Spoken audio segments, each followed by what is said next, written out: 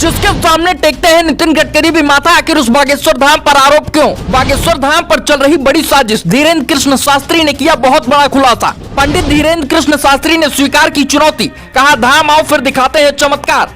तथाकथित सनातनियों को आज हम करेंगे एक्सपोज, जिन्होंने बागेश्वर धाम बालाजी को बदनाम करने की रची साजिश।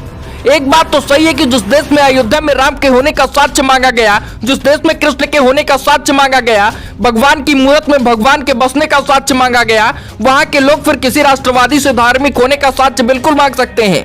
पहले आपको पंडित धीरेन्द्र कृष्ण शास्त्री के बारे में बताते हैं, फिर उन पर लगे आरोपों के बारे में बताते हैं, फिर कैसे कुछ तथाकथित सनातनियों ने पंडित धीरेन्द्र कृष्ण शास्त्री को और बजरंगबली को बदनाम करने की साजिश रची, ये भी आपको बताते हैं। बस आपको ये रिपोर्ट पूरी देखनी होगी।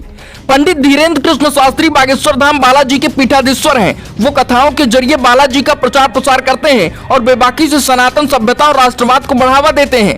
साथ ही बजरंगबली की कड़ी साधना के बाद धीरेन्द्र कृष्ण शास्त्री लोगों के जीवन में हुई घटनाओं को एक पन्ने पर बिना जाने लिख देते हैं और बजरंगबली से उनके कष्टों को हरने की प्रार्थना करते हैं।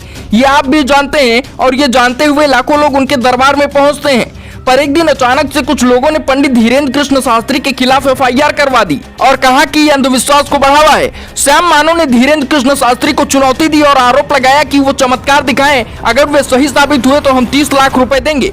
पर वे चुनौती को ठुकराकर 2 दिन पहले ही कथा खत्म करके चले गए। ये जानकारी श्याम मानो ने दी, पर इसकी सही खबर किसी को नहीं पता चली और इसे सुनकर कुछ तथाकथित सनातनियों की अंतरात्मा जग गई और वो बागेश्वर धाम बालाजी और पंडित धीरेन्द्र कृष्ण शास्त्री पर सवाल खड़े करने लगे, उनको ट्रोल करने लगे, सोशल मीडिया पर बताने लगे कि उनके अंदर कितना ज्ञान भरा है। पर आज हम आपको ऐसा सच बताएंगे जो पानी की तरह सब कुछ साफ कर देगा।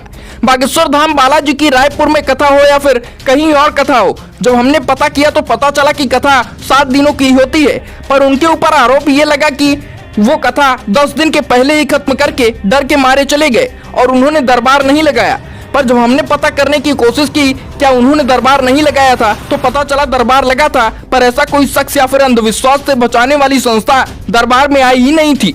मतलब मात्र चुनौतीनुमा आरोप पंडित धीरेन्द्र कृष्ण शास्त्री पर लगा दिया गया जो निराधार है। पर इसी निराधार आरोप पर कुछ तथाकथित सनातन सभ्यता के ही लोग सवाल खड़े करने लगे और धीरेन्द्र कृष्ण शास्त्री को भला बुरा कहने लगे और बताने लगे ये सब अंधविश्वास है।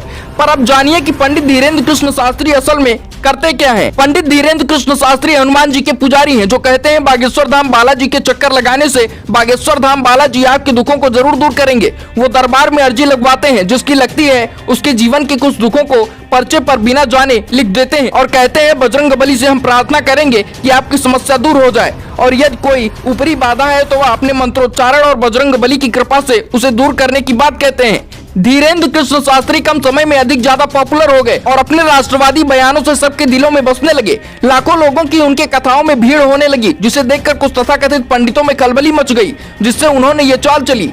हम इसकी पुष्टि नहीं करते हैं कि इसके पीछे किसका हाथ है, पर इसके पीछे बड़े कथावाचकों का हाथ है, जिन्होंने बदनाम करने के लिए ये साजिश रची। पर धीरेन्द्र कृष्ण शास्त्री की बेबाकी और उनके बयानों में दिख रही स्पष्टता ने सब कुछ बयां कर दिया है। धीरेन्द्र कृष्ण शास्त्री ने आज ये बयान दिया है और कहा है हम कोई चमत्कार नहीं करते, हम बजरंगबली बालाजी की कृपा से जो कुछ हो पाता है बताते हैं, करते हैं और हम श्याम मानो की चुनौती को स्वीकार करते हैं। हमारा दरबार लगा है, हम उन्हें आमंत्रित करते हैं, आए वो सच क्या है पता चल जाएगा, टिकट के पैसे हम दे देंगे। ऐसे में कुछ तथाकथित सनातनी जो अपने आप को ज्ञान का भंडार मानते हैं, वो या तो बजरंगबली को नहीं मानते या फिर वो सनातन को नहीं मानते। आप किसको मानते हैं हमें कमेंट करके बताइएगा और वीडियो को शेयर करिएगा।